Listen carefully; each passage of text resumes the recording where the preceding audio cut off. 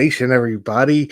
Welcome to Supreme Clientele, episode 41, here May 22nd, my bad. The comic book breakdown show where we're talking this past week in new releases and also the comics of yesteryear. Station, everybody in the chat. Thank y'all for coming through. I'm here with none other than my brother, my co-host, Lynk. Lynk, my bro, how are you doing? Good to see you, man. How's your week been? It's been well. I apologize for got a little feedback. Still working out my mic issue, but it's been good, man. Can't complain. Just it's been good. I'm happy to talk some comics as always. Oh yeah, absolutely. Let's real quick. Let's say what up to the chat that we got in here tonight. Um, first and foremost, John Station, bro. We got our brother E in the house. E, what up, bro? Sal Station. Hope everybody's having a good hump day, middle of the week. Hope everybody's week's going well. Ninja Station. We got our boy Verno Station, brother. Who else we got? Let me see. We got Sal. We got Phelps. James Station, bro. Hope you're doing well tonight. Plagas, right? Banger. Thank you, Manny. And man, that music. Woo. Sheesh. But yeah, I think I'll Can I say real quick? I know I'm a little biased. Manny, your best work yet. I'm just saying. Absolutely, man. It's so good. You know what? Let's run it back.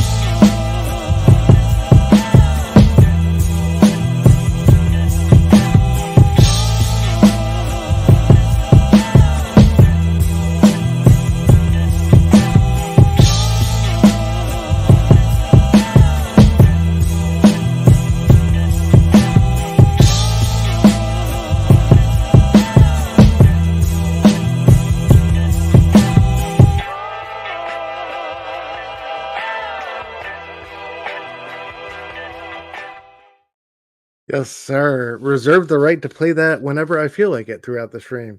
So thank y'all all for supporting that. Plagas, appreciate you. Yeah, we had to run it back. Yeah, I did do it. I did do it right this time. I tried to incorporate the air horn and make it super cool and DJ-ish. The first time around, it didn't really work out for your boy. But yeah, shout out to our boy Manny. We love you. Everybody's executive producer. He's made so many amazing things, amazing intros. You know, I think Blame Fables is definitely a highlight, both the intro and the outro. But just always looking out for all us members of the Bad Batch. So we love you, Manny. Thank you again, brother. All right, yeah. So let's get in. Oh, let me get not too. Ooh, check out this comic book. Ooh, are these new? There he is again. Ultimate X-Men number 3, man. The comic you either love or hate. Just overall thoughts, I guess, going into this one, Link. I was looking forward to this one. You know, I mentioned in the back chat, man. My daughter, on the way to, you know, we have our best conversations on the way to pick up my wife from work on Monday nights, and I think 2 weeks ago she came to me and told me that, you know, this was a comic that her and her friend group was super into. And, you know, she started mentioning like the particulars of it, the details of it without getting the title. And I was like, are you talking about Ultimate X-Men right now? Like, I kind of lost my shit a little bit. So I was really happy and pumped to see that kind of like this comic resonating with that age group. Again, I think that's exactly who it's made for. I think that's spot on for what Peach is trying to do and accomplish here. But at the same time, it made me happy. You know, we're out in kind of rural Virginia. There's not a ton of comic book shops around us. So I know her, Ella's friend, her dad is also a comic book head. So, you know, I'm glad it's getting that exposure down to the, you know, my daughter's in 6th grade. So the 6th grade, 7th grade level that, you know, we got, you know, girlfriend groups talking about this comic and what it means to them.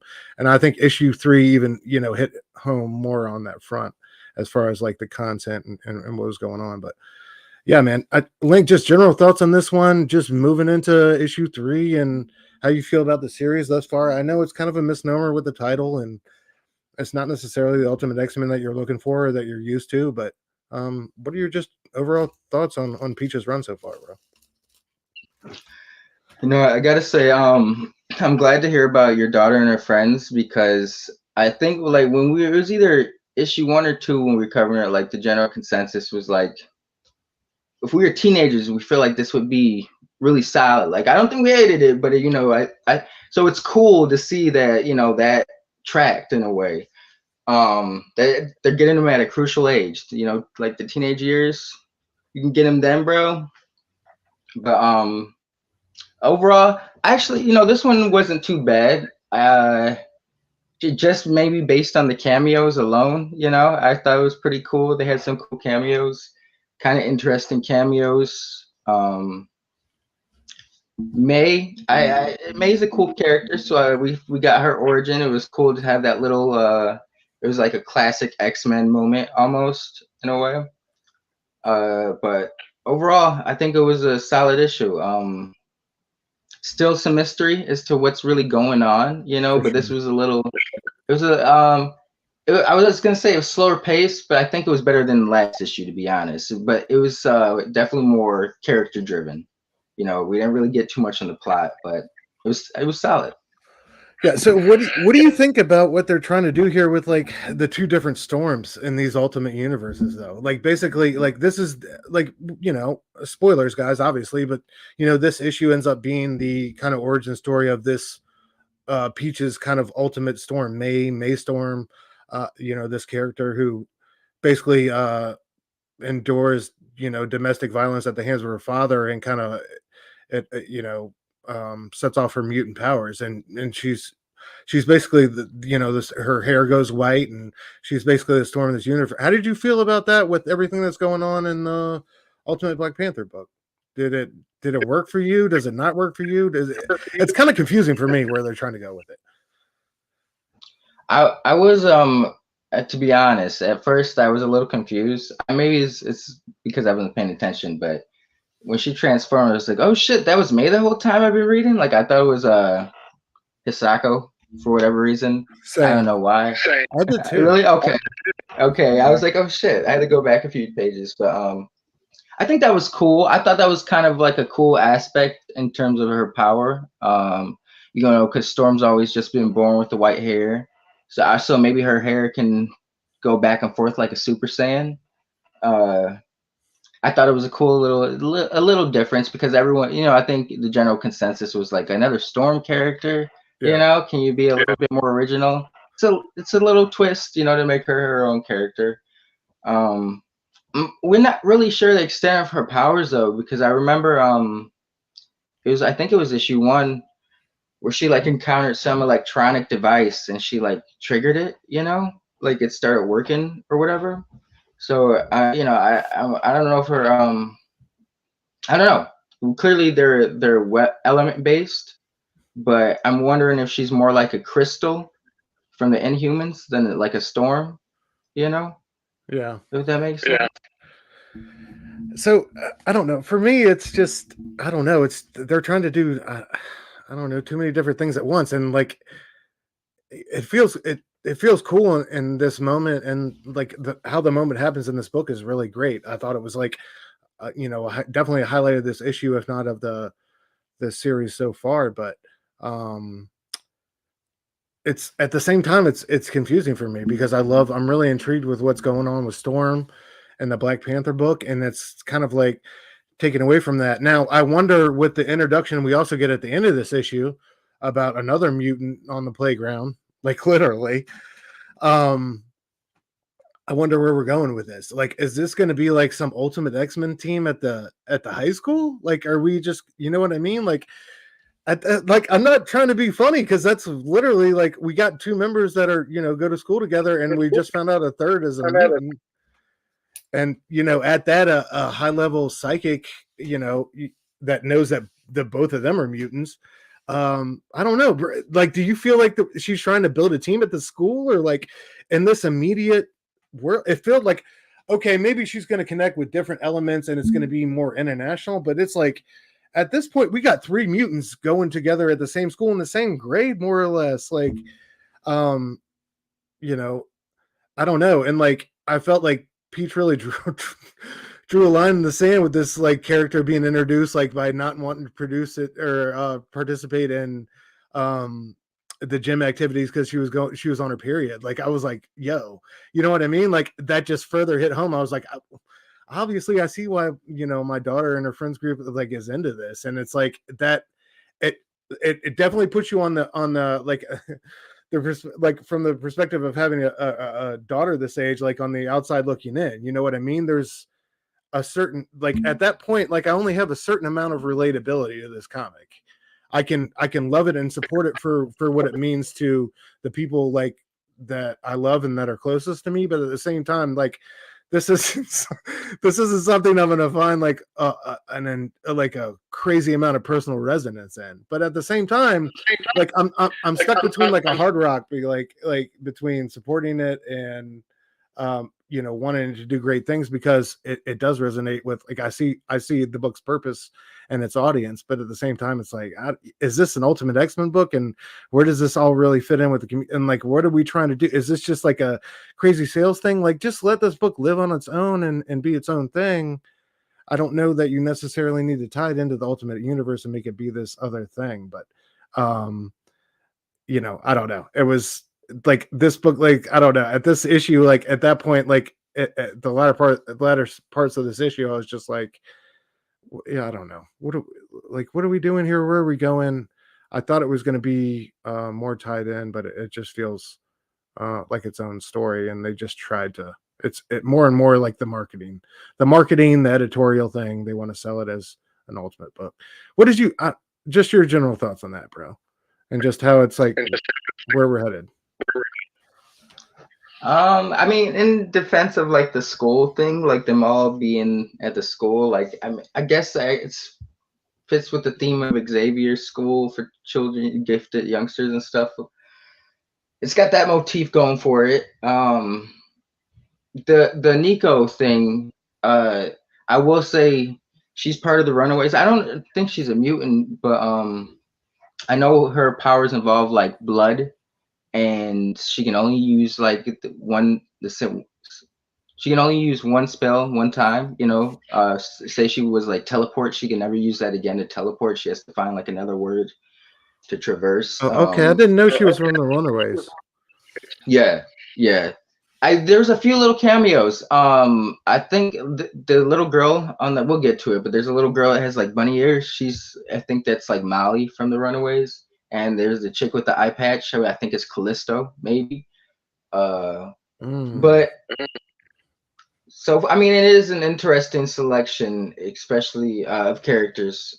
There's another. It looks like Rogue's going to be on the squad on the cover of issue 3.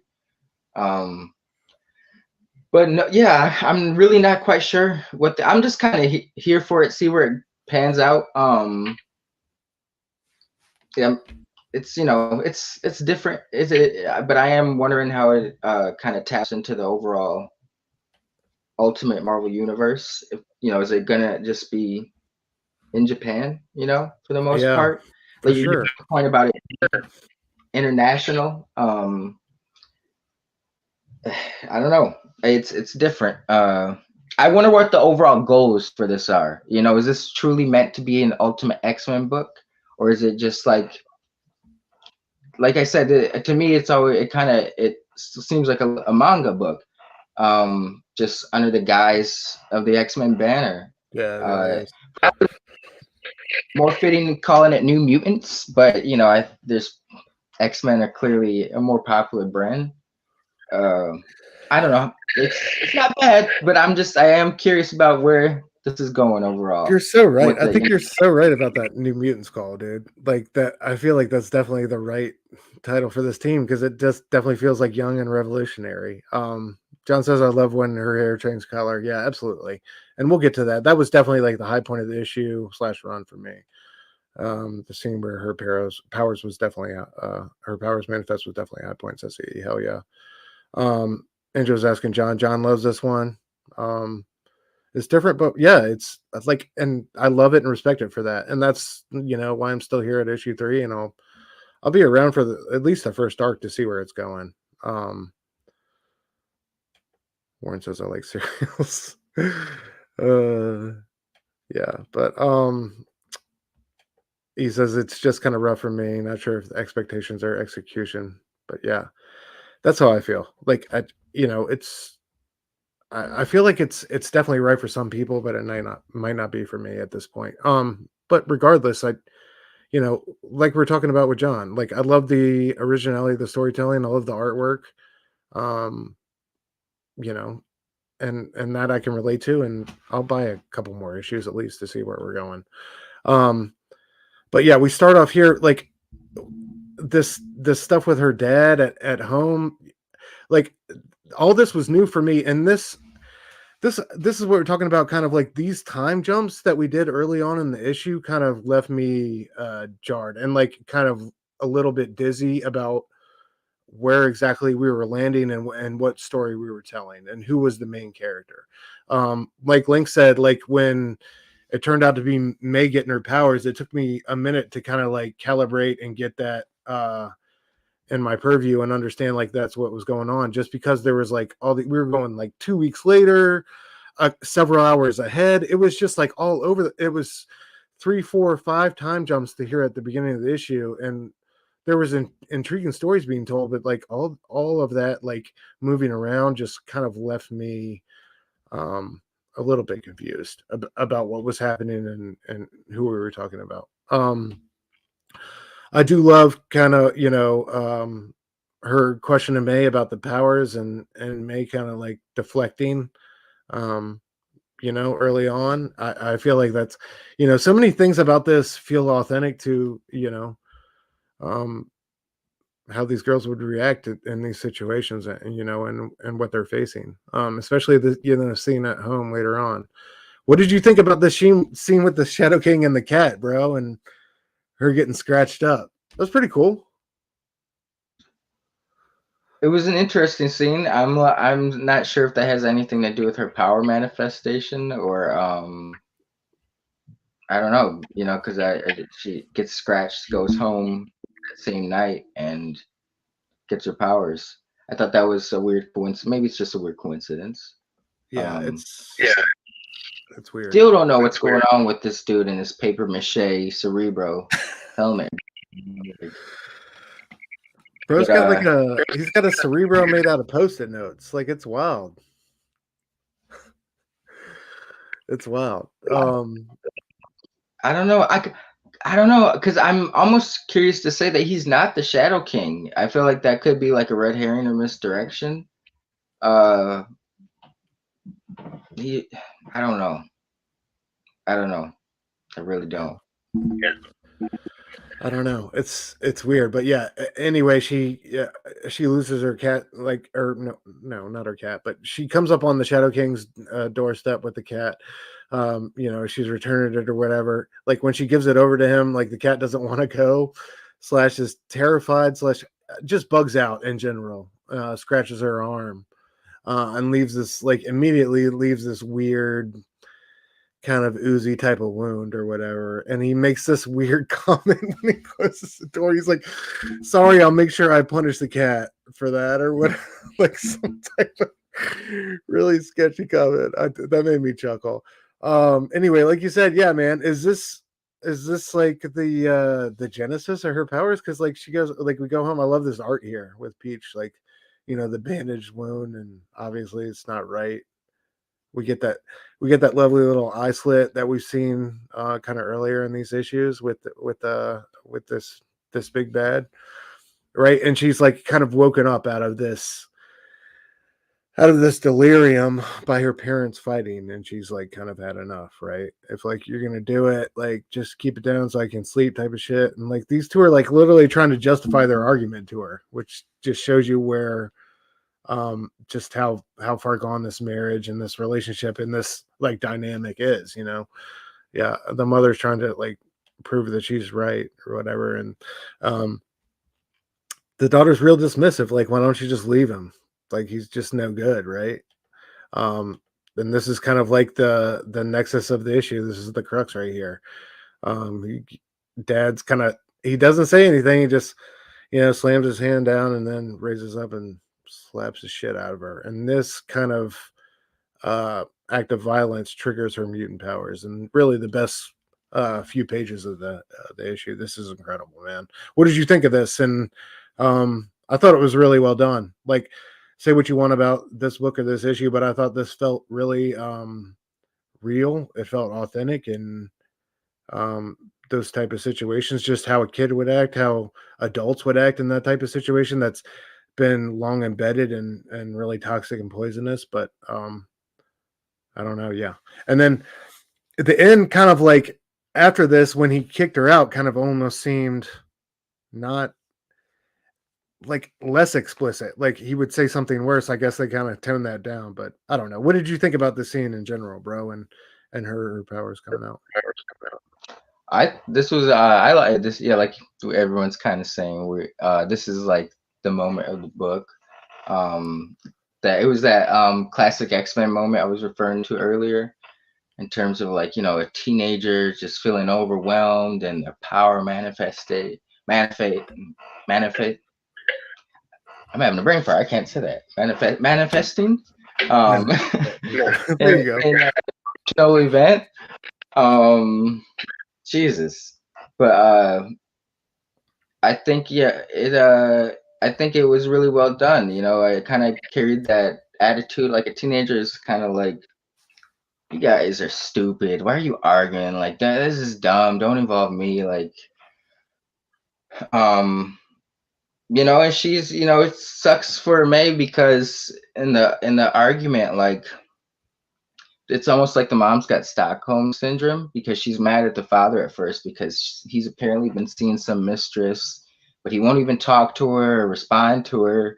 And so she comes downstairs and the mom's like, Mei comes downstairs and the mom's like, your father's this and that. And, May's like, yo, leave his ass then. Fuck him, And then she's like, what? Don't disrespect your father like that, when she was just complaining about her father.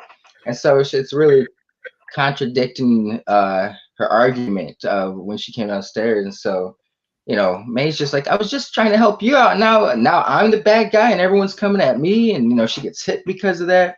Just fucked up. And so I think the whole emotional weight behind this significant power moment was cool and fitting. I don't know, maybe the dad could have said more, but just based on him not saying shit for like the entire issue we've seen him, I guess it kind of fit with his character. He's just a man of few words. Yeah, absolutely. Mr. like, get out of my house, punk. What did he say when I love that scene where everything's just dripping right immediately after her freak out. And then, her mother points out her hair has gone gray or white.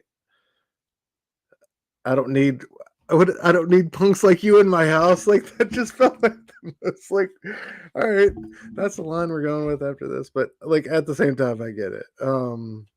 That's her eviction notice. Then, like, how did you feel? And then we're immediately in the playground. Like that jump was just crazy to me. Like, at the same time, like, that's what I'm saying. Some of these like story transitions have been rough, man. And that was one for me. Like, you get this heavy, like the heaviest emotional moment of the series really so far. And then it's like, we're back in the playground. And so I don't know, that one was a little rough for me to register. Was it for you, or were you good with it? I mean, it wasn't, I guess it wasn't handled the best, but I guess, she's kind of in a daydream, and like she gets smacked in the head back to reality. Like she's like in her head.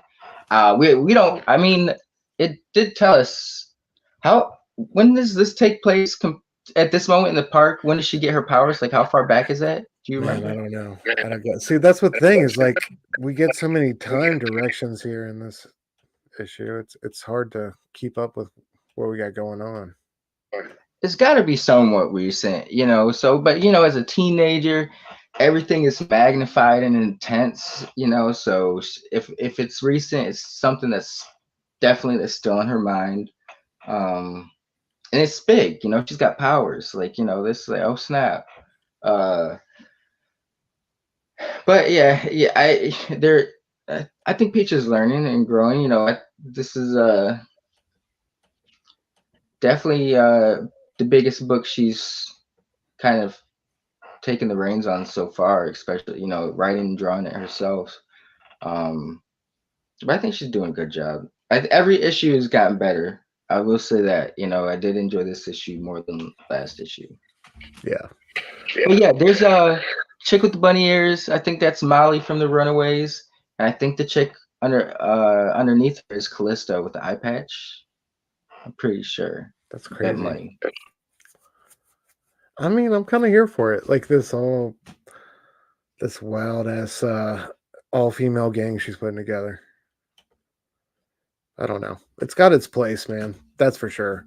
You know, if it wasn't resonating with my daughter, I might feel a different type of way about this. But you know, for here and now, you know, I'm rocking with it. I think they definitely could have done a better job promoting and handling the rollout of this comic with I don't know, the ultimate thing just seems like a cheap roll in, you know what I mean? But at the same time, I think this comic has merit. It has a solid story to tell. It's definitely got relatability, and it's going to mean something to young girls out there. And you know, that's what's most important. You know, just because it's not for you doesn't mean it doesn't have a place or, you know, legitimacy in this world. And I think this comic definitely does. So I'm here for it. I'm going to continue to support it. Keeping these back issues for my daughter. We'll see where it goes, man. So shout out Peach Momoko doing her thing on Ultimate X-Men. All right, man. Let's keep it moving. Before we get into the main event, let's go ahead and get to the second main event. A great comic nonetheless. Ice Cream Man 39, bro.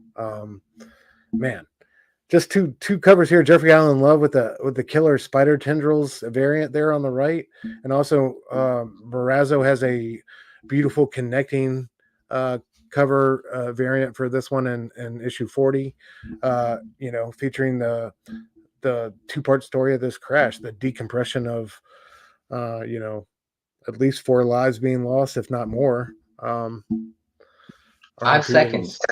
Yeah, 5 seconds deconstructed. But this is like why you love Ice Cream Man, why you love reading you know, this comic, why it's one of the best comics on the stands. This is like, you know, yet another reason. Not necessarily my favorite Ice Cream Man story, but nevertheless, like what this guy, how this guy approaches art and storytelling, and how I know he's always going to give his all to, you know, flip the turtle shell up on its head and do something new for us. Like I just love and respect that from W. Maxwell Prince and Morazzo. I think these guys, like, I love risk takers in art. I think that's what makes the best art, and these guys are definitely that. You know what I mean? Not every issue lands, you know, as solid as some of these, but some of these have been life changing. You know what I mean? And it's just a wonderful book. And you know, I think that we're on 39 going into 40.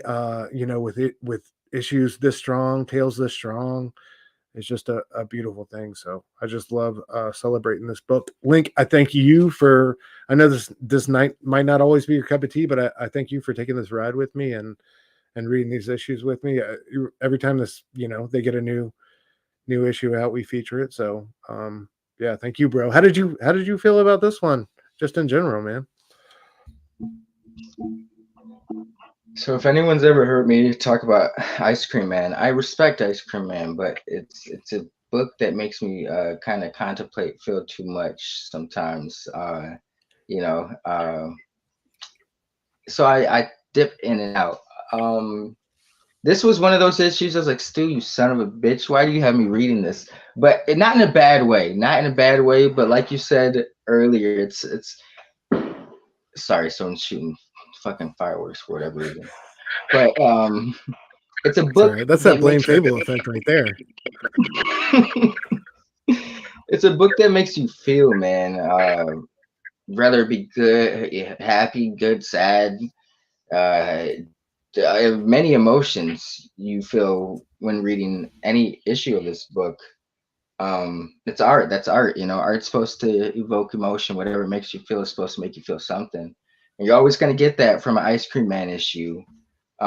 This was one of the more tragic, heavier issues that I'm not mad that I ever read it, but it has me ruminating and thinking and about my own morality sometimes, and how Sometimes it's yeah, and insignificant yeah. things are. But I'm always glad to read it. I'm always, like you said, it's life changing. It makes you feel something, so I can always appreciate that. Oh yeah, bro. Well, I appreciate you for taking that ride with me. But yeah, it's definitely it's yeah, it's definitely a ride. Sometimes it's a rainy cloud on a day where there's sunshine out, but that's like kind of the price you pay for taking that trip. But yeah, so this one basically deconstructs the last 5 seconds of this fatal car collision between this family of four and this car here, and these two folks who we really haven't met in this tractor trailer carrying something from Holt. I forget what the entire company's name is. I think we'll get to it here later in the issue. But yeah, this basically breaks down like these 5 seconds in the Johnson family's life, and each one of these members. We got the dad who's driving, Thomas, and these guys. Like, I'll just say this: from what I've seen in these, shut up, my boy Taki. Gun Honey is an amazing book, y'all. Amazing for all the other reasons that Ice Cream Man isn't amazing. But yeah, y'all could give Gun Honey a ride. Hell yeah. Shout out to convince me in the back chats. But yeah, so I would say the Johnson family is definitely at fault in this accident. It looks like from what I can tell in these like I guess like grander pictures that like the tractor trailer looks like it's in its lane. It hasn't swerved over, and the Johnson family has collided head on with it. Like, swerved over into their lane of traffic, and they are definitely at fault. It would seem here in this accident. So we got the father, Thomas. Carolina is the mom. We have is it Evelyn? Yeah, Evelina, I believe. Their daughter. And we got Tommy Jr. Family of four. And they're all gonna die in this crash. Like, we get that out of the way early on, right? Like, so that's my frame of reference. That's Exhibit A, Your Honor. You know what I mean? Like, obviously, what's going on here, Link? Yikes! I don't know, That's man. it's a nice piece of artwork, though. As dark as it It is, is. it's very, very beautiful in a very dark, Yeah. morose way. The unfortunate part about it is like this family of four is for sure done for. This tractor trailer with these two guys looks a little bit rather unbothered, right? Homeboy's losing it looks like he's got a beer bottle or some type of soda right there. He's losing that, but like these guys aren't losing their lives. I don't think they're flying through the windshield. I don't think it's the end for them. I think they're gonna push the Johnson family to the side of the road and keep it pushing, right? Tom the truck, right? So something happened. Tom's not paying attention. Yeah, so not swerving. Had the same thought when reading this, right? Father was 10-2. Yeah, he did. He had it 10-2. So I don't know. I think he just got distracted some kind of way. Anyway, W. Maxwell Prince goes on. He starts the issue by, and you think he's kind of like laid out everything here early on, right? He's talking about decompression and breaking down a story, like extended action through panel by panel sequences, right? And I love how he uses Tommy Jr.'s comic book here when he's flying through the air as like his example of telling like decompressed storytelling, right? Like the spaceship arriving, or the aliens moving through the spaceship arriving on the moon, or the aliens moving through space type of deal. I just thought that was really cool and inventive. And then we get into like kind of each family member's what they're going through in these 5 seconds, right? And we start with Tommy Senior, who's experiencing like full years of his life, and this was heavy, right? Like, because some of these I definitely felt. Like all the things that left a major impression on his mind. I love this one, finding acne and getting angry about it, right? And so he forms a band to express himself. Like, just so many like real life moments. That's what I love about Maxwell Prince's writing. It always feels so human and so vulnerable. Meeting Carolina for the first time here on this camping trip and being starstruck, again, felt real. And then we kind of get into Carolina's story. Dude, like out of all the family members, did any of these hit you in a particular way, one more than the other, or was it kind of just whatever? No, I both of them, I would say. I think all of them, because it's everyone's life is very epic and in its own sense, and it has its very ebbs and flows and epic moments and tragic moments. And it just even with the kid, the future he never got. I didn't really go into the daughter too much, but it was just tragic all around. Like, you see all these really beautiful moments throughout their life, and these really intimate moments, and how it kind of just comes to an end like that in this very gruesome way, unceremonious, such as life a lot of times. But yeah, that's Ice Cream Man for you. But no, I think they were all very effective and resonated in a different sense. Like, I could see the tragic loss behind each tale. That's they all lost their lives, so that's sucks to begin with. But no, I was wondering how he was going to handle the children's passing. It was great. Especially he went into the detail of the parents' histories, and children don't have so much backstory so early on in life, and so that was a cool contrast, the flip of the coin, if you will, that he did, kind of showing that this tragic loss of that, like the future that was not granted to these kids, which sucks. But done very well though, very, very well. Oh yeah, well said, bro. I love Carolina's story. I love the story of the deadbeat stepdad, and her and her mom leaving him and going out and trying to make it, and like her first, having her first love being like the boyfriend from Lebanon, and I love the stories of her like first experience with MDMA, and it was just great, man. The feeling of salt air on the California freeway, and and then like how she reacted to tragedy. She had, I feel like a much rougher go than Tommy did in trying to find herself and what she wanted. So like, her route to Tommy was a whole lot different, but I don't know. I just love the way that story was told, their relationship through the two of them. It was beautiful. Yeah. Like childbirth, and then, the dissolution of the marriage, everything falling apart.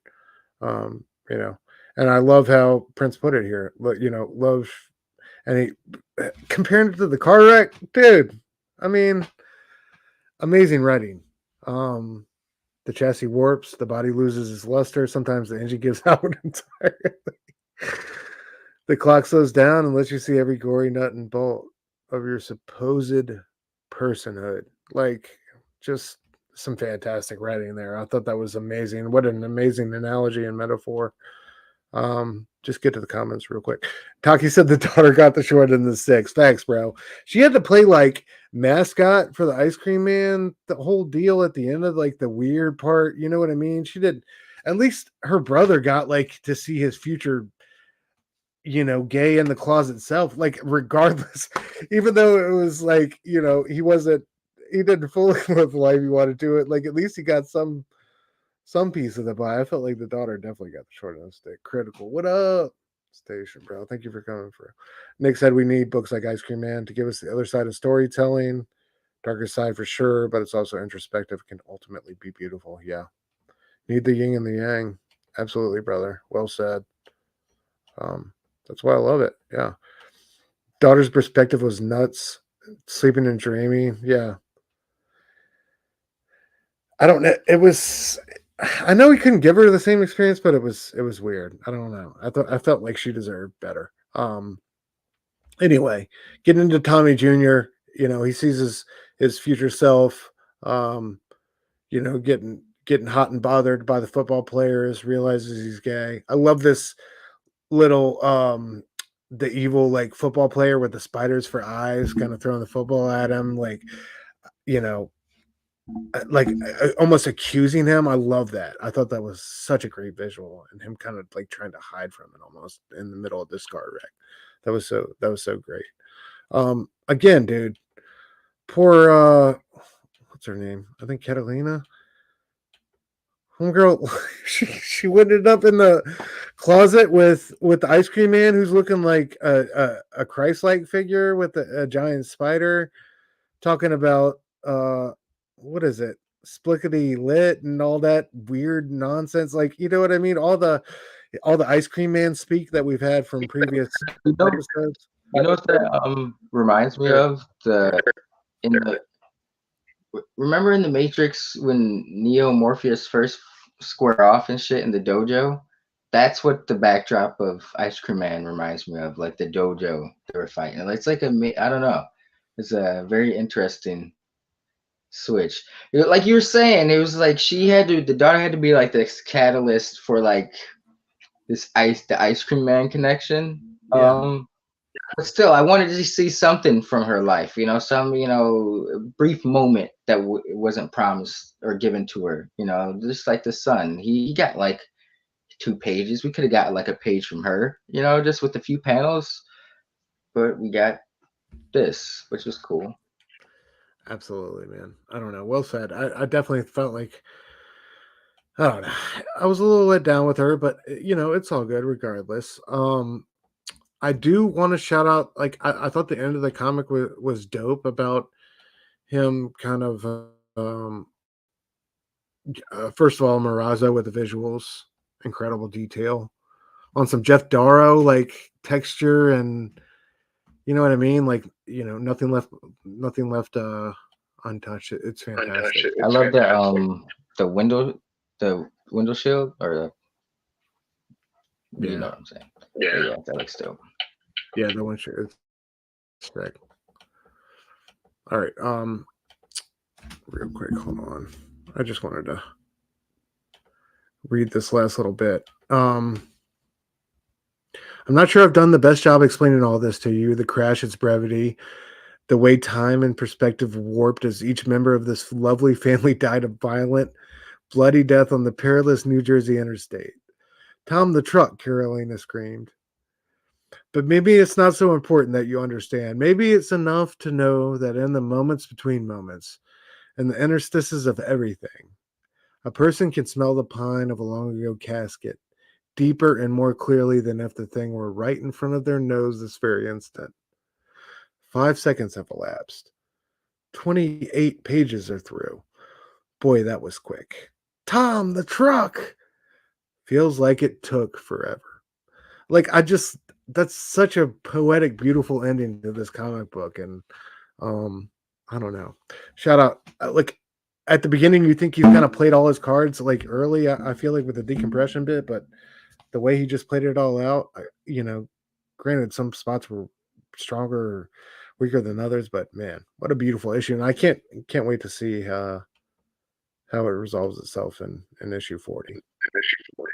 I thought it was kind of like fitting in a poetic sense, where it's like, life goes by quick in a lot of ways, but there's so many big memorable moments throughout someone's life in those quick moments. So it's like cool contrast with like 5 seconds. You know, this event happened in 5 seconds, but he broke it up into 28 pages. You know, there's a lot of small moments in that quick span of events. You know, so I thought that was cool. Oh yeah. But man, once again, never mad to read this. Sometimes it's just very heavy. Amen, bro. It is. So and like Nick said, it's not a feel good book, but it's like necessary. It's you need it. It's the type of book that reminds you of like why we're alive and what it's worth. Sometimes like a lot like Mark Russell. Finding the meaning in nothingness, man. It's tough to find purpose and like kind of really believe in humanity day after day sometimes in the current climate. So like we need books like this where we can kind of stare at the abyss and laugh at it. You know what I mean? And I feel like this is one of those things that book is good for. So shout out Maxwell Prince, Maxwell Prince, Martin Razzo, Chris O'Halloran, I believe, the team on Ice Cream Man. Appreciate y'all, man. You definitely make life easier. Link, I think we got time for outsiders, bro. So I'm gonna hop off for like 2 seconds and let you go ahead and explain this one. Give it a little brief. How do we get here and what's going on? All right. So, outsiders, number 7. So it's very similar to Planetary, and for any Planetary fans out there, Luke Fox is starting up an organization very similar to Planetary, essentially Planetary, but he's calling it the Outsiders, and he's grabbed Kate Kane, Batwoman, badass. He's recruited her for the team, and he's got a character called the Drummer, who is this older lady, who turns out to be Jaquita Wagner, who is a very central character, core character to the Planetary books. But in Planetary, Jaquita Wagner, in the DC universe, she's going by the Drummer, but in Planetary, the Drummer is a completely different character. And so, there's been a lot of mystery about her character for the first arc, I guess, first 6 issues. And finally, with this issue, you get her origin. So it turns out that she is the original Jaquita Wagner. I guess you could write it off of that. It's a universe close to the original Planetary universe, just in case they ever wanted to bring it back. But Jaquita Wagner she's the Drummer. Jaquita Wagner, she's from the original Planetary universe, and she's the only surviving person from that universe when it was destroyed during the Convergence, I believe. And her and the Drummer's drumsticks were the only surviving things from that universe, and so she like adapted the drumsticks as her own, learned how to use them, and so she's going as Drummer. But we see that in this issue, she is the original Jaquita Wagner from Planetary, so that was kind of a cool twist. But yeah, the issue opens up with this is so weird to see them. Like this was kind of cool. I felt like this team maybe should do a Planetary book. But Ambrose Chase, the Drummer, in the middle. I like the art. Yeah. Yeah. It felt very John Cassie. Yeah. Oh, my bad, brother. But no, yeah, it definitely evoked Planetary. If you're familiar with it, you'll definitely appreciate the visuals. But so Planetary ended with they had Ambrose Chase, one of their members. They had to rescue him. He's like a time manipulator, but he was like stuck in the time bubble, and the whole series kind of revolved around them trying to find out what happened to him, and they ended up finding out what happened to him, rescuing him in the last issue. But you never see all 4 of them in action as a team. So this issue kind of picks up after the last issue of Planetary with this panel right here. You know, all four of them are finally settling matters on what to do next as the planetary organization. And all of a sudden, the universe starts going crazy. Jaquita Wagner senses it on some weird, like Peter Parker Infinity War shit when people started to disappear. She kind of notices it first before everyone else. As you can see, everything goes blank. And only she grabs onto the drummer's drumsticks for whichever. My bad. I like how Homeboy was like, no, you're good. I like how Homeboy was like, we the secret history of the world, at least so far, now belongs to everyone. Like, you know, they had got to like, so they had like, you know, spread that over the world. Like, I thought that was cool, a cool little addendum to a planetary and like what that was all about. I don't know, just the conversation at the beginning. I thought that was like a cool little nod to the OG series. Oh, absolutely, yeah. That. Get out of here, Mike. Can you hear me? Yeah, you're good, bro.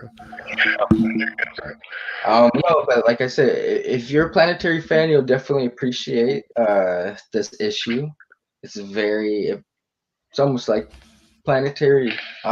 This Outsider series has been like a successor or planetary too, in a lot of ways. But so Jaquita Wagner, like I was saying, you know, her and the drummer's drumsticks are the only survivors from her universe, and she wakes up in the DC universe, the new 52 DC universe, to be specific. As we can see, this is a shout out or callback to Jim Lee and Jeff Johns opening Justice League arc. Yeah, I love how like it was like she was like, "What city are we in?" He's like, "We're in Metropolis." She's like, "What Metropolis?" She's like, "Gotham." Like, you know, she's like naming off the cities. He's like, "Oh, you must not." You know what I mean? Like, you must not know, or no, like the planetary cities. My bad, but yeah, that was great. You know that did make me chuckle because that made me think of like how vague Metropolis really is. And she was like, "Which one? Right? Tokyo, Chicago? Like, pick one." You know? Yeah, that was so cool. Great art, by the way. This is like the first time the art kind of grabbed me in this issue. I was like, okay, not too shabby. Did you like the lettering and these different like kind of like narration windows and stuff like that? The old school kind of scroll type of vibe going on. Yeah, because you know, it kind of reminded me, like, because she says, like, you know, when she gets to this universe, she kind of does what Elijah taught her to do, which is to just learn, watch, and read. You know, that's what he was. He was an observer essentially, and I think like the dialogue or the font lettering was like a cool callback to like a journal of her writing in a planetary blog or something like that. You know, she's cataloging this history that she's experiencing, which was once again, cool callback to planetary. Yeah, it was cool how she kind of touched on like 52, convergence, rebirth, all that shit, and she's like it had like visual images to touch on that as well. Rebirth right here. Shout out to the Batman Rebirth costume. It wasn't the best, but I appreciate the purple and the cape, bro. I was such a big fan of that. I don't know. I love it, man. I'm not with it. I love it. Okay. Yeah. I wish they'd bring it back. Wasn't that Capullo's design? Wasn't the purple Capullo's idea? Yep. Yeah, I love Capullo's. Dude, I'm a big fan of the Snyder Capullo run. Love it or hate it. Like I think it had a lot of stuff. Like obviously Court of Owls is an all-time classic, but I thought it had a lot of, even people hate the super heavy arc. I like the super heavy arc where like that militant Jim Gordon became Batman and the power suit or whatever. Like it was for going for it, bro. You know, like it was crazy. Like when you explain it, but crazy. Yeah. It got a little rough at the end with Bloom. Bloom was rough. I'm not gonna front, but I feel like it had so many more hits than misses. So shout out Snyder and Capullo. Yeah, I love that design. Snyder's run, because I'm not the biggest fan of Snyder's run either, to be honest. But I respect it for it was like an adrenaline shot in the Batman mythos at the time. So, you know, yeah. If nothing else, that Court of Owls arc woke everybody up for sure. Yeah. Anything else you wanna talk on about? Pretty much, you know, it's just catalog. Pretty much, Chiquita Wagner cannot die for whatever reason, and she's just kind of seeing the rebirths of all these different DC universes, where she's like the only person who's like the original version of herself. And so finally, she gets to like the present, and turns out she's explaining her origin to Luke Fox and Kate Kane, and yeah, this is pretty much just an origin issue for the drummer, who is actually Chiquita Wagner. So we'll see if we'll see what happens next. It's been solid though. Stay tuned. I've just checked out Outsiders last week when I saw the whole planetary connection, but it's been cool from what I've read. Very a spiritual successor to Planetary in a lot of ways. Oh yeah, bro. I'm always here for it. Anything that incorporates some Warren Ellis, I'm interested in. So definitely we'll check it out. All right, guys, let's get to the main event, right? Let's get to it. Versus Dr. Doom, I presume. Rhyme. Fury dares attack Doom on sovereign ground?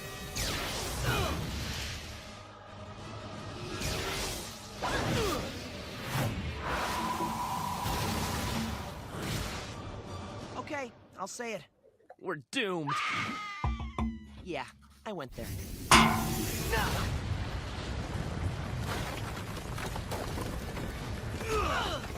Time out. Let's see what we're up against, shall we? Fission-powered gauntlets, vibranium-reinforced armor, lasers out the wazoo, a nuclear-powered wazoo at that. Hence the Doom part. I don't think he's a real turn-your-head-and-cough doctor. Hey! Dr. Doom, right? You want to apologize to us before you get beaten up or after? Jan, and don't think I've forgotten about you, robot girl. I mean, seriously, do you really think you're gonna walk away from this? You think you're the only wannabe world ruler we've taken down? Here's a tip. Putting on a skirt over your second-rate Iron Man armor? Not helping.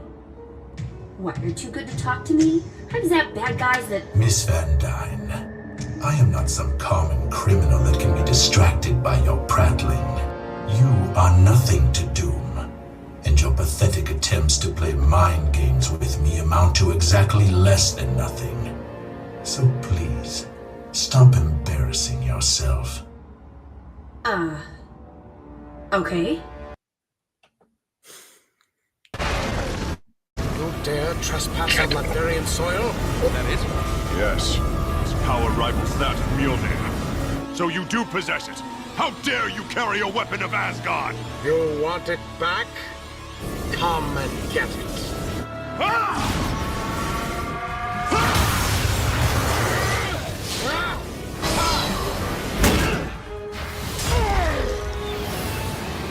New battle plan, Avengers.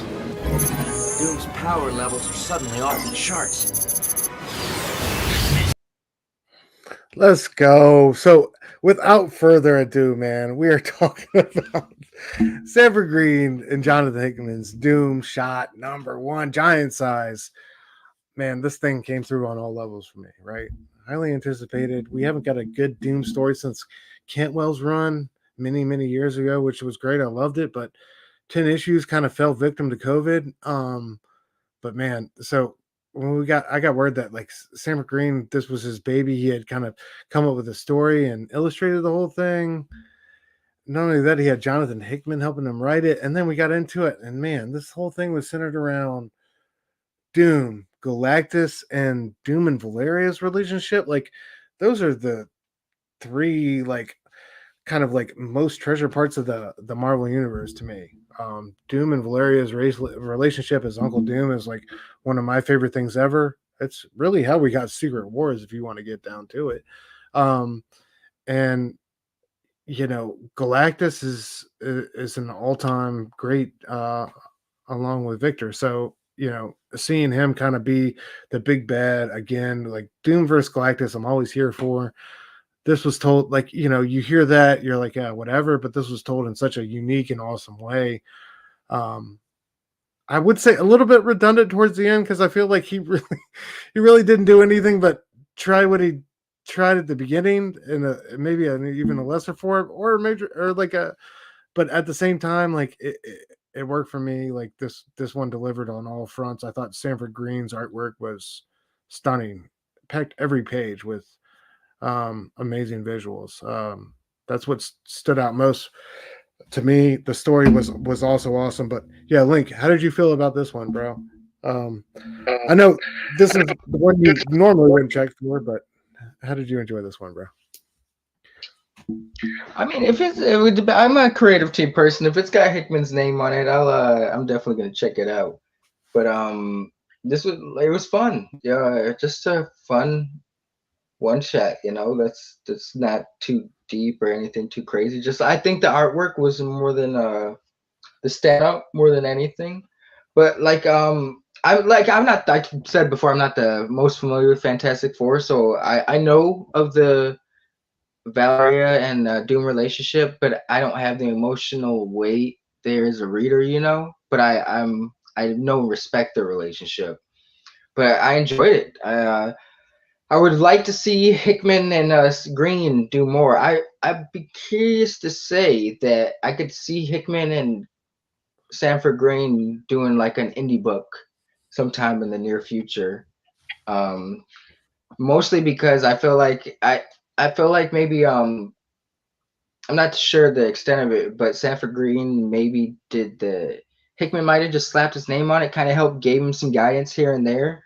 But I'd be pressed to say that this was all Sanford for the most part, especially with how much he leveled his artwork up. Like you said earlier, like his artwork, every page is just, it starts, it's not in like a 2-page splash or like a lead in. There's like the second page in that shit is like a portrait, just beautiful things happening throughout the entire book. But it was fun, it was not life changing like I think it was advertised or world shattering. But when does Marvel not advertise every book as world shattering, So I can't even blame the book for that, But I think it was a great book. Yeah. Very fun. Yeah. It was everything I wanted. But yeah, all right, let's start with the covers, right? We got the Sanford Greene cover A, which is going for like $40 right now on eBay. I don't even know what that's about, to be honest. If you slept on this one, shame on you. I'd love it for the Rochelle Rosenberg covers, dude, or colors rather. I think the colors on that cover are like, and throughout this issue, we'll get to it, but I really think she's one of the unsung heroes, man. Like everybody, Greene and Hickman, and it was Greene's story and stuff like that. But the colors throughout this thing, man, she killed it. She did an amazing job. So we got the Addie Granoff variant there on the right, very like almost like a Doom portrait. I almost thought it was Ross for a second, bro. It almost feels like somebody took a picture of like somebody in like a badass Doom getup. It looks crazy. Like when you look at the eyes, it's nuts. Of course, we got the George Perez Galactus, amazing. The Hildebrands, Marvel masterpieces. Shout out. Maria the Wolf really came through, I think, with the cover of the series for me. Ken Lashley had a great. I want to say this is, I forget who it is. A bunch of the homies in the Doom chat got this one. It's a retailer special, and there's one on the like the Secret Wars right here by Scan Siraswan or something like that. And this is I want to say this is a reprint variant. I don't think this is on the original run. But dude, not a cover miss right here, right? In my opinion. All bangers, all fantastic. Some a little overpriced, but what are you gonna do? Anyway, getting into it, dude. We open with the MF Doom quote: "Living on borrowed time, the clock ticks faster." From the accordion track off of Madville. And if you don't know that song, I don't, you're not living life right. Just get off the stream right now and go listen to it. You'll be better for it, I promise. And this album, while you're at it. But yeah, right from the gate, it's going to be, come on, man. And just the visuals, like, that's all I needed right there. Okay, we're in good hands. And we got Doom floating in space, right? And I just love this.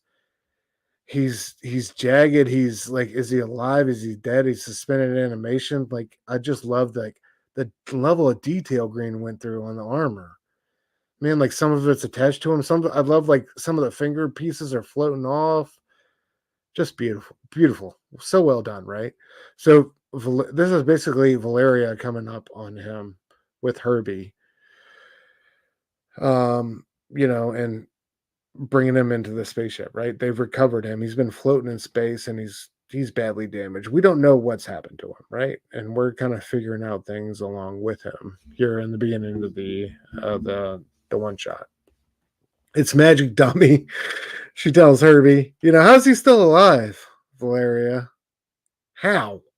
And I love that close up, like just the Doom mask all shriveled, shrunk, like, just, and like anytime you see Doom or any like semblance of Doom in this issue, he's like some heinous, shriveled, like melted, like it's not even Doom as you would know him, with like not even in the Jack Kirby way with the one scar or whatever. You know what I mean? Like, bro looks like Skeletor.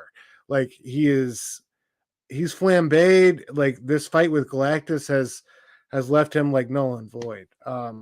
So I thought that was like genius. Like just right off the bat, like letting you know that bro's in rough shape. How's he still alive, Larry? That's Magic Dummy. And that's a good philosophy to adapt, along the way. I love the look Greene gave Valeria. Bro, how did you like Valeria in this issue, like throughout, from start to finish? Did you enjoy it? Yeah, fitting. From what I'm aware of her, she's always been very Doom. She's a protege of Doom. She's a child of Doom in a lot of ways. So I think that was definitely fitting. I love the getup. It's giving me Maker vibes, which I'd like to see. I don't know if I've ever seen those two interact, Valeria and the Maker. I'd be curious to see her interact with that character. That's scary to think about.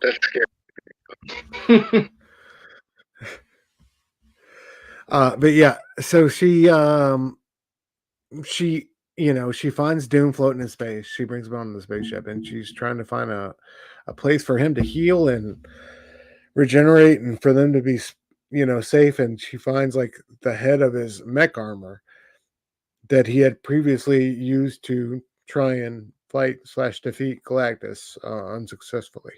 Right? He got completely dismantled, but I guess the head from this armor is still floating around, so that's what they make way for and find safe harbor within. And there you see him down on the bottom right? That's like your first look at Doom, and he looks inhuman, really, right? Like he's barely alive, and she's giving him, I love like the little Marvel, like how it touches all corners of like the Marvel globe here, like where she gives him like 0.01% of like the super soldier serum so that he can handle, and then she ends up grafting like what is it, celestial DNA onto his like blood plasma or something like that, and injecting him, like for him to kind of regenerate and become this like warrior that's needed for this fight again. Like I just love like those little details from the Marvel universe that are incorporated into Doom coming back to like full power, more or less. But yeah, he's completely like, he's like Valeria. He can barely, make out her name. What happened? And she's like, you lost, bro. You lost. So basically, Galactus fell victim to the hunger, like once and for all, and he couldn't control it. It became too much. In a last ditch effort, Doom created this like Titan mech, right, to fight Galactus. And you know, from all his projections and everything he thought, you know, based on Galactus's like hunger and what he had eaten and his power levels or whatever, the Titan mech should have been enough to handle Galactus. But he underestimated like the hunger and how bad really Galactus had fell victim to it. And in doing so, he had lost very badly, right? Galactus like not only whipped his ass, like when he's down. I love this shot. This is some like Daniel Warren Johnson shit, man. Like on some transform. This reminded me of like, is this Transformers or what? Like Doom's like a Titan robot is down on the ground crawling for his life, right? And there's like Galactus with that Kirby crackle warming up, about to finish him off, right?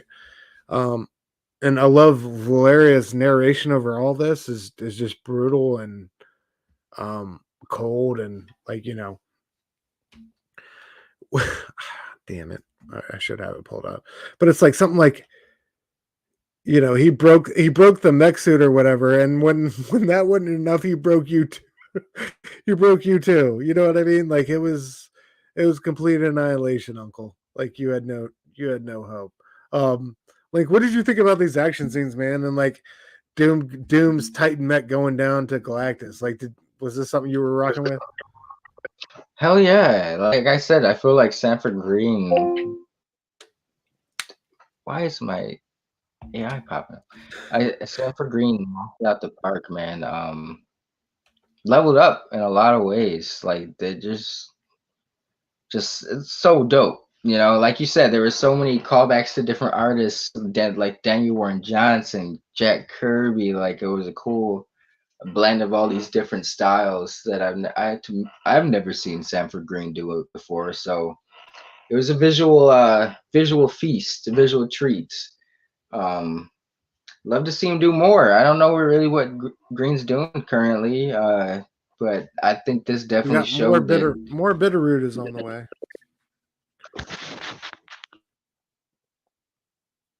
With David Walker. Oh, is he still doing that? Are they still going on with that? Yeah. Okay. The next run is coming up.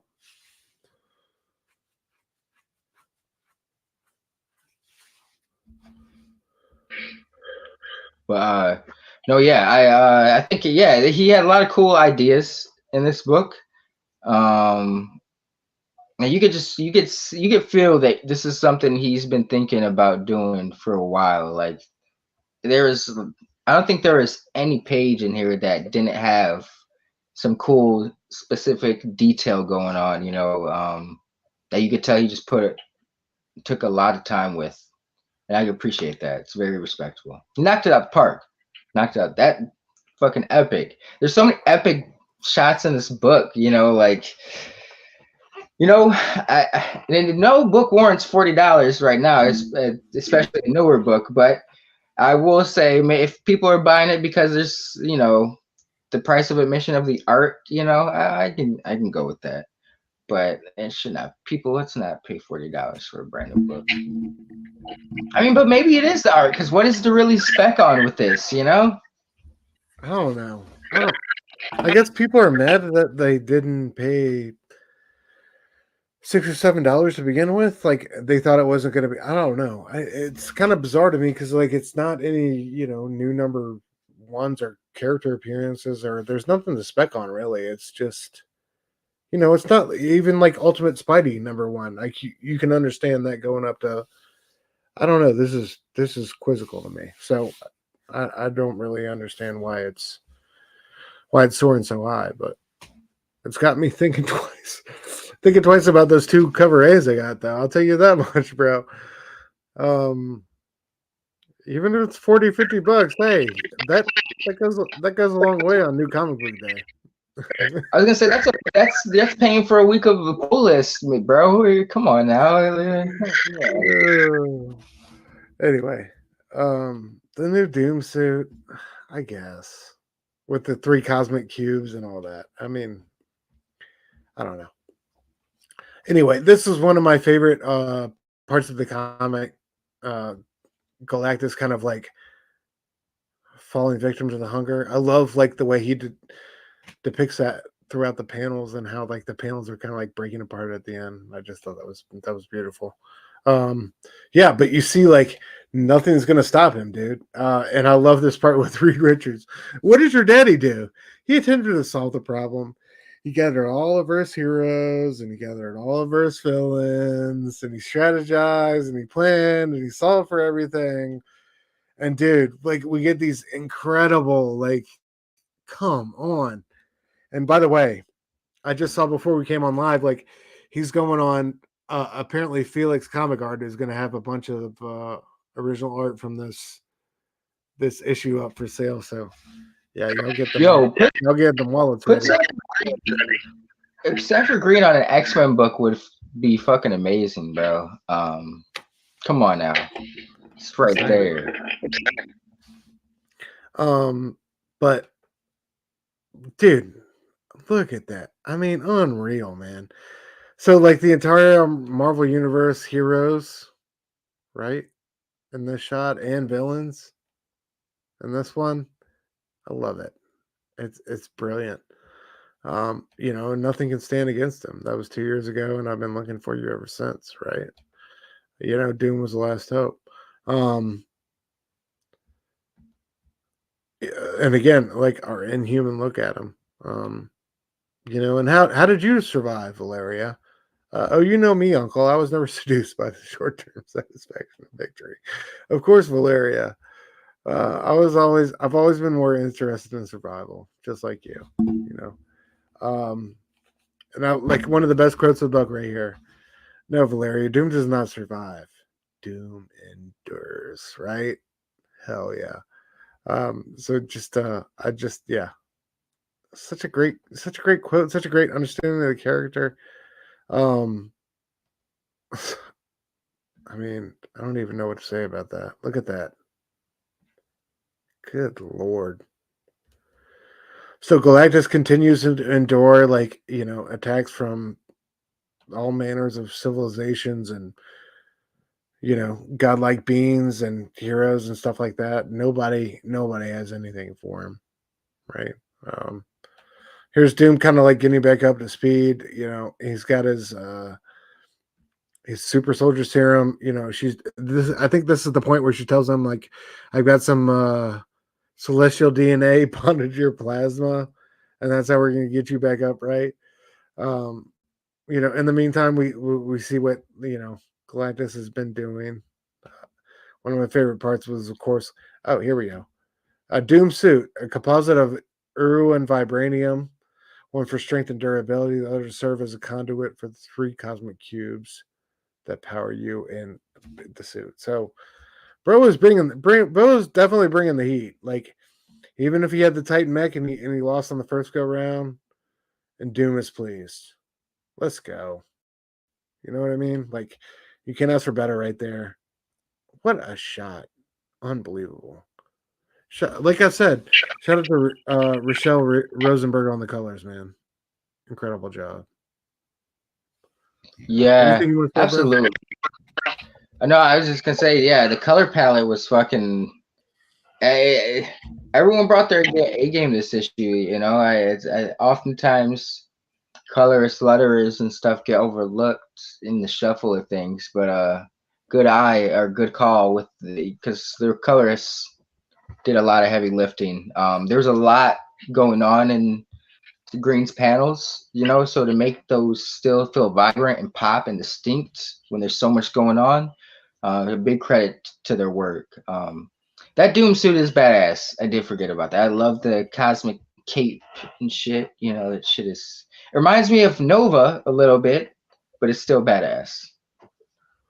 Yeah, he said he took like inspirations from like Doom 99, but like I can kind of see that, I guess. But like maybe the Zdarsky Doom 2099 suit, like, because it's not like the old school 90s one. But yeah, regardless, like badass. I love the 3 cosmic cubes and all that. Again, one of my favorite like pages, you know, Galactus on the move. And I just love how, we got all these different panels about, what's going on. He rolls up on the Eternals and the Celestials, the last line of defense. And Valeria's talking about how she watched this battle from many light years away, and it shook the heavens. And dude, this was what I was talking about with Rosenberg's colors, man. Like that stuff on the left right there, that is incredible work. I feel like just to differentiate all this different panels and make them pop, with the sound effects and the whole 9 yards is incredible to me. One of the times like I was going through this and I was like, wow, that's some incredible work. There's another one here. Hold on. Yep. Right here on the right and the left. When Doom's fighting the Molecule Man. I mean, just all those different panels and how she... Whew, it's incredible. But yeah, if y'all don't know, so Doom is... Galactus is... Basically, in this story, Galactus' endgame is to get to this Eternals ultimate nullifier engine, basically the ultimate version of the nullifier engine, which will basically in this galaxy or whatever, and start a new one. He won't have to wait for his role to be the birth of a new universe. It can happen right now, and he wants to. I think how Valeria puts it, he wants to replace everything, right? And so they're going to try to stop him from doing that. And they have to do that. They have to kind of like overload this. It's a two-pronged attack. Valeria and Herbie are going to have to try to like overload this engine, and Doom is going to have to try to handle these Molecule Men who guard Galactus while he's feeding or doing what he needs to do, right? And I love the Molecule Men. Dude, didn't you love this as like a throwback to the Secret Wars? Oh, yeah. Oh, yeah.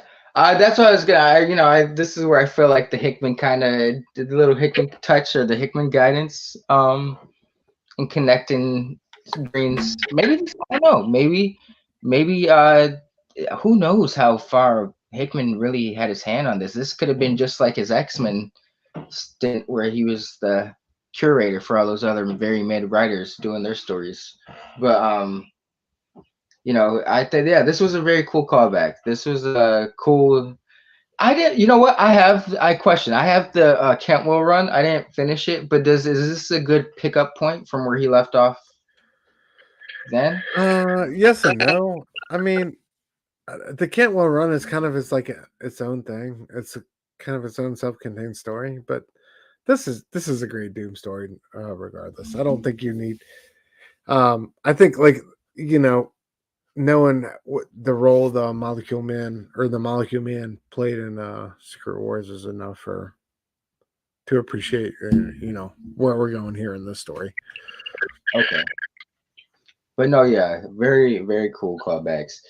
It definitely gave me, even the opening kind of gave me like, I don't know why, like Battle World vibes, like I knew it wasn't that, but there was some cool visual callbacks to Battle World throughout this issue. Hell yeah, and I love how like he kind of like did the magic right here and kind of like ex-nayed all these fools with the sorcery. That was dope. And then like it's kind of him versus Galactus one-on-one as Valeria figures out that she's got to like to cut off this nullifier. She's got to like overload the reserve conduits or whatever with power and make it all like all the energy feedback on itself and explode, right? And this to me is the best part of the issue. When she, what did she tell? Hold on, let's get to the Uncle Doom, you always looked out. I wish I had highlighted it a little bit better so I could read it. But yeah, I want you to know something. You were always good to me. You always looked after me. I want you to let you know I loved you for it. and like she basically sacrifices herself for it, and that's like Doom's, Doom's impetus. Like we talk about, just like in Ultimate X one with May and her, becoming like finding that moment to become super powered. Like Doom just goes Super Saiyan right here, right? And I love the way this comic ends, right? We're talking about, and like I feel like it ties so much into the theme of every day, but yeah, life ends for all of us, right? So accept it with head held high, refusing to be judged by what gods remain in the universe. And I love this line, and unscarred by whatever sins lie in your past. I love that. When all that's left in life is one act of defiance, embrace doom and laugh in its face. What better way to? I just love. It's such a great microcosm and metaphor for doom, and you know, the situation in this comic, but also the situation we're living in, and life in general, man. I thought it was fantastic. So yeah, and obviously Doom here souped up, but facing an intimidating Galactus, to say the least. With who we got in the DC background there, Link? We got the Watcher. I don't know who else. I think that's Eternity and the Living Tribunal. If I'm not mistaken. So yeah, I mean, an amazing ending. I thought it was, sometimes like all you can do is embrace one final act of defiance and let that be your your saving grace, your sayonara. I don't know. Life is tough, and life is not always what we want it to be, and I feel like we always it's like what we want out of life, and where we think we should go with it, and the things we want to accomplish and say we did at the end of it are always changing and always fleeting. And I don't know, this felt real to me in so many ways, that like sometimes you just gotta embrace the hopelessness, the abyss of the situation, and laugh in its face. And I think that's the best thing to do in some situations, especially where we find ourselves, in situations like climate change and, a lot of these very dire international situations we find ourselves in. I feel like that's the best advice you can give, when there's really no good advice to lean on. Sometimes you just gotta to look in the abyss and the chaos and laugh in its face, and that defiance is enough. But I don't know. I feel like I'm rambling, but bro, I don't know. What did you take out of the end of it? Did it mean anything to you? Oh yeah, very fit. Think it was very Doom. It was very fitting to his character. Doom is always one who Doom is not a bitch. Doom will never go out without, he's always gonna go, even when the odds are stacked against him. He's very like X-Men in that way. Like Doom almost works better when the odds are stacked in his favor. But this last panel kind of gave me like vibes of like Secret Wars when he's going up against the Beyonders and shit like that. Yeah. So no, I think it was very, very fitting and poignant ending to the story. Very fitting to Doom's legacy. Well done on all fronts. Yeah, man. Shout out to an incredible creative team, Sanford, Greene, and Jonathan Hickman. They really did a amazing job. I thought they came through in more ways than one and delivered a fantastic story. So shout out to those guys. Sharky said, I haven't read any of these comics, but I always like stopping by and hearing guys breakdowns. Very cool. Thank you, bro. Appreciate you very much. Yeah, check out one or two. They're all good. One way or the other. You just gotta find what's for you. All right. Oh, Brother Joe, what up? Station. And Fable said, I'm a sucker for an artist yeah, absolutely. The sound effects like Daniel Warren Johnson and Jorge Corona, and like we saw in that Sanford Greene issue, I'm always here for that. Dude, Crackoon, like if I die with a Crackoon, my life has been a success. You know what I mean? One of the best sound effects of all time.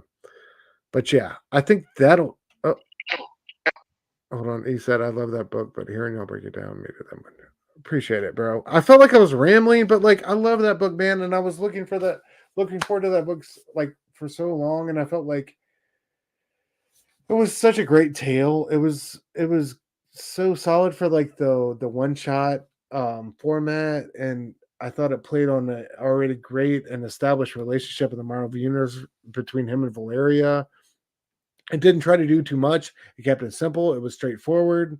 It had, like we just talked about, themes and details that tied into everyday life with us as human beings and what we're going through. And man, I just thought it checked every box, dude. And you could tell it was a labor of love from Sanford Greene. You weren't rambling, bro. I told you I left this book specifically for you in terms of covering because I was looking forward to what you had to say. So yeah, and it wasn't rambling at all, my man. You did a very, very good breakdown. I could feel the passion. I loved it. Oh yeah, bro. I appreciate you. But yeah, y'all make sure you check that out. I feel sorry for you if you didn't get that first printing because I know life is rough out there and you do right now. I'm one of those. I'm on that. I mean, I'm missing a lot right now, anyways. But I'm on a digital kick. But maybe one day. Who knows it? Maybe I could see this holding weight though. I could honestly because there's really it's the artwork. I think that really there are some significant moments like the new Doom armor, and shit, but I think it's really just how dope the art or how dope it is as a comic book is what's unfortunately making people have FOMO. But yeah, man. I'm one of those. Wait on them, man. Bleed them dry. They'll come down eventually. You know what I mean? It's just like I don't know. $40 for like as much as I love this book, like I could not go out there and charge somebody $4 for it. You know what I mean? That just seems so wrong on so many levels, and it's like, hey, yo, I'm not. Hey, I don't ever knock the hustler. All right, I knock the game. I feel you. If they want to pay $40 and you're not twisting their arm, let people spend their money how they want, even though it's asinine in a lot of aspects. I feel you. I wouldn't do it, but hey, yo, if you want to put some money in my pocket and you feel like it's a worthy purchase, hey. That being said, I still don't have any copies to flip or anything like that. I wish I did. Yeah, it's worth it though. It's like it's a great book. So yeah, check it out. Anything, Link, you want to say to the people before we get out of here, man? Next week, I think we got Verno coming through. We'll see. We got to iron out the plans, but yeah, anything you want to say? No, yeah. Thank you guys for tuning in. Thank you everyone for being here. I saw some new people today I'd never seen before, and hello, welcome. Glad you're here. You guys are awesome. Stu, it's always a pleasure talking comics. Can't believe we're almost coming up on a year. That's fucking wild. 50 episodes, bro. We're closing in on it. That's crazy. And shout out to the chat, dude. We saw so many beautiful people. Like honestly, that's what I do it for, man. To see y'all in the chat. I don't know if y'all know what my Wednesdays are like, but I'm working 10 to 11 hour days. I'm literally getting home with like 30, 45 minutes, maybe an hour if I'm lucky, like before showtime, get settled in. But I know like the homies are going to come through, hang with me. So like Wednesday nights are always a highlight. I love seeing y'all come through and show support. I know it's not the smoothest, not the most fluid show, but like, man, I know y'all feel the passion, y'all feel the love. We love these comic books that we're talking about, and I know that comes through. So thank y'all for coming through. Thank y'all for being in the chat. Thank y'all for joining us every Wednesday. We appreciate it. Look, man, we've been doing this like not even a year, and we're at like 9, 10, people staying through an hour and a half, 2 hours with us. Like, we love and appreciate y'all. That means like the world to me, just having y'all here. And if you're watching this on the rewind and you can't be with us live, we love y'all too. Thank you for, tuning through. We're trying to give dope content and dope feedback, no matter what it is, whether it's live or on the replay. So thank y'all. But yeah, to all y'all, we love y'all. We're just trying to spread love, peace, and positivity, and that's all I got to say. No, you know how I think we should send them off though. How should we send them off? How we brought him in with that dope ass song and Amen, intro. bro.